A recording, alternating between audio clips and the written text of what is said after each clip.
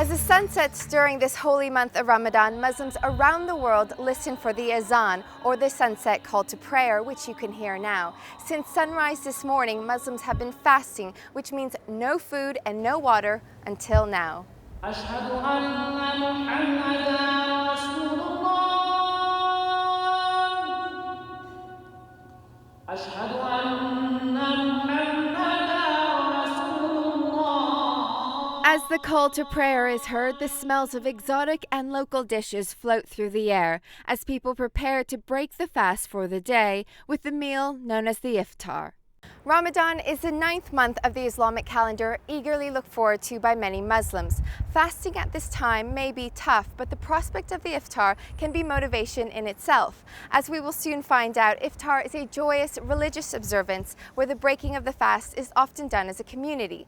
Today we've been graciously invited by the Sheikh Mohammed Center for Cultural Understanding to share in the practices of the Emirati culture during this holy month.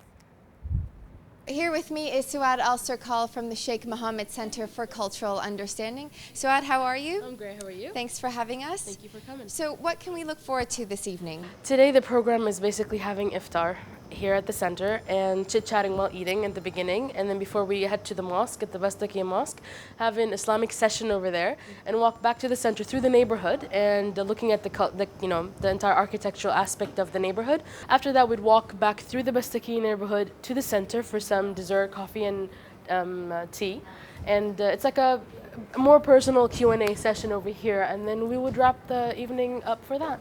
Suad, this looks absolutely delicious. Can you give us a little bit more detail about what we have here? Well, definitely, but before I go into the foods, I would just these are the dates. This is what I'm talking about. If anybody doesn't know what dates looks like or what are they, these are the dates. 3 pieces with a glass of water. That's how you break your fast. And then the traditional foods that we usually eat, that's the first way. That's called tharid. Tharid is basically very thin bread with meat, broth and vegetables. So it's kind of soggy, but it has proteins, fibers, carbs, so it has everything that you need to give whatever your body's missing during the day. It's a full balanced Exactly. meal. It's a full balanced meal by itself. I mean, this one has to be on the table every single day. I would guarantee you 99.9% of local houses have that on their table every day. And then we have biryani. Biryani is kind of derived from the Iranian aspect because, in the Bastakiya area, it's a lot of trade that happens over here. Right. So we trade with Africa, Iran, India, with a lot of spices and the fruits and whatnot. So that's a dish that came from there. Yeah. It's one of my favorites. Well, it's awesome. I mean, the spices that are in there, the herbs, it could be either meat, chicken.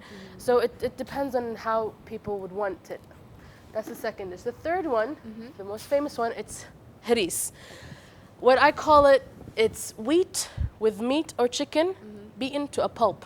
Okay. So this is where the men help us in the kitchen. Usually they say Arabic men don't go to the kitchen, but they do. They do. This is what they do for For us. the haris. Yes. What happens is that we get a lot of wheat and ghee and meat or chicken, depending on the family, what they like, and it's all in one big stirring pot. And we have this is a spatula, but the wooden one that we use for haris is like this big. It's wooden, it's very, very thick. And the men use it and literally beat the haris, literally translated is mushed. So they beat the haris, and that's what we get. And it's another very traditional, 99.9% of the houses have it on their tables. Right, so I think haris is of something very Emirati. Very. Yeah. And actually there's this dish, as I said, we trade a lot with Africa and India and Iran and everything, and we have a lot of an exchange of recipes. And this is a dish actually that is cooked in Africa way before we start cooking it. Really? Okay. I think it's called boka boka. So it's African. I know we never knew that, but it's an African dish actually. But also as well, it has proteins. It's a very well, complete little dish that would actually get everything that you lost during the day. If you're working, if you're whatever you're doing during the day while you're fasting, that would give it back to you in a very well balanced diet, or like of one dish or something. Right. It looks fantastic. Well, please enjoy the food. I know you're gonna love it, and Ramadan Mubarak. Yeah. Ramadan Mubarak. أشهد أن محمدا رسول الله and it seems like people are starting to arrive. So Yep. I guess you guys will begin. Let's get started. The sundown meal starts with the ritual eating of a date. Themes of unity, brotherhood, and sisterhood feature deeply in all of the elements of a daily fast, from the shared meals, the moral support, and the mutual prayers.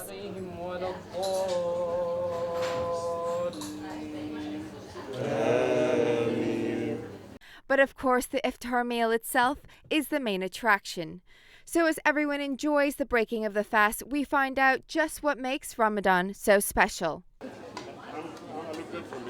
The most I like about Ramadan, what brings to the heart, what brings to the mind, the kindness that brings you to the level of purity that you try to reach and attain. Family gatherings brings all the kindness in you, just period. You become very kind in Ramadan, you become very thoughtful, very thankful, disciplined, of course, that's something important. There's opportunity you can close to the people originally they stay here. We call it the local. Those Marathi people, how they celebrate. They're special for like holiday, but it's like religion-related holiday. And for us, yeah, it's if you work here and you won't miss such opportunity. So I think the culture center, they really supply us such a good opportunity to close to them. And yeah, they open the door and we open the mind, empty our stomach, enjoy the food, and really interact with them. It's good. Ramadan is the family gathering and the friends. It's the time of the year when we break the fasting every day with the family. My other favorite part is the prayers. This is the time when we get at the mosque, and you get to see the people from the neighborhood, and then after that you have the gatherings at the house where family and friends meet every day. So that's my favorite part of Ramadan. It's the family gatherings.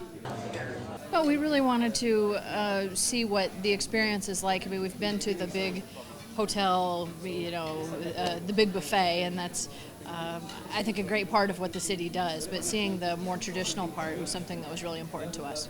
While enjoying the iftar, we had the opportunity to meet and learn more about the Emirati culture before heading to the mosque in traditional dress. And now we get the full Ramadan experience, where we wear an abaya and a shayla and get to visit a mosque. The Islamic holy month of Ramadan is intended to teach Muslims about patience, humility, and spirituality. As a non-Muslim, our visit to the mosque proves educational, giving more insight to one of the world's fastest growing religions. The concept, it's called mosque, right? That's how we all know it. But really, truly, in the Arabic language, it's called masjid. M-A-S-J-I-D. And that resembles this actual act that I'm going to perform this second. You saw this at the center, how we did this. When you bow down and go with your forehead on the ground, and your forehead and nose touch the ground, we call it prostration, right? But really in Arabic, it's sujood. Sujood, and when you have many people doing this act, it becomes what? A masjid. The house of surrender, the house of prostration to the Almighty. The only thing you need to have this house called a mosque or a masjid is 4 things. It has to be clean, it has to be where you can hold prayer 5 times a day actually, not 4 times, and it has to be where you can have a Friday prayer. There's one thing remains to be very important. It always, no matter where you build it in the world, it has to have this niche in the wall. Many Muslims use Ramadan to make resolutions similar to that of New Year's resolutions. It is a time when they decide how they want to live their life for the next year and try their very best to adhere to their new commitments. This is a time where Muslims also read the Quran more and understand and share their religious teachings.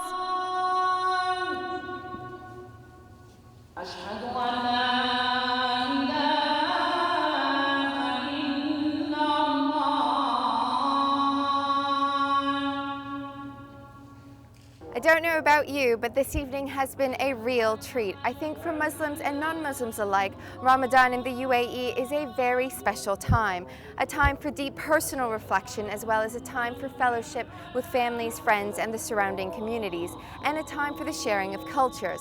Having learned a little bit more about Ramadan, the iftar, and the Emirati culture, all I can say is I'm looking forward to the Eid al-Fitr.